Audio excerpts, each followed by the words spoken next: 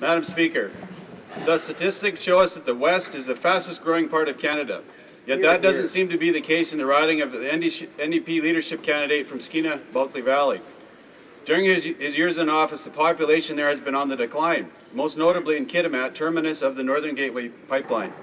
The same pipeline the member is attacking today before the panel hearings. The No Development Party is against the hundreds of thousands of Canadians employed throughout our energy sector. Our Conservative government understands the importance of diversifying trade to create jobs and economic growth both in BC and all across Canada. Despite the NDP's best efforts, our government is at work promoting jobs and economic growth, both in my home in northern BC and from coast to coast to coast. While the NDP continues to oppose these important trade initiatives, our government will continue to make the investments necessary to grow trade and position Canada's and BC's economy to succeed well into the markets of the future. Hear, hear.